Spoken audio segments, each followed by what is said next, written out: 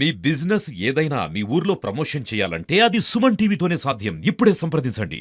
Hi hello నమస్తే welcome to Suman TV. నేను మీ ముద్దం విక్రమ్. ప్రస్తుతం మనం నిర్మల్లో ఉన్నాము.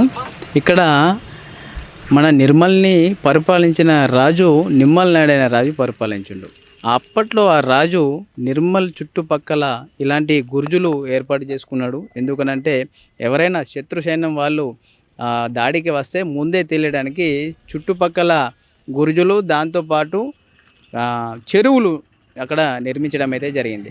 అయితే నిర్మల్ అంటేనే అడ్డగోలు ఆక్రమణలు. ఎందుకనంటే ఇక్కడ పెద్ద పెద్ద రాజకీయ నాయకులు అయితే ఏంది, వాళ్ళ కింద ఉన్న నాయకులు అయితే ఏంది, మొత్తం అడ్డగోలుగా ఈ నాలల ఆక్రమణ చేయడంతో వర్షాకాలం వస్తే కంప్లీట్గా వాటర్ అంతా రోడ్లపైన వచ్చే పరిస్థితి ఉంది.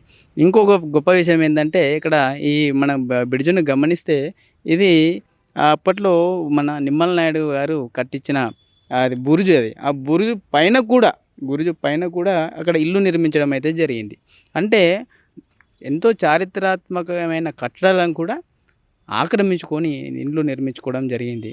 ఇలాంటి చారిత్రాత్మకమైన కట్టడాలను రక్షించుకునే బాధ్యత ప్రభుత్వాలది, అధికారులది, మనందరిపైన ఉంది.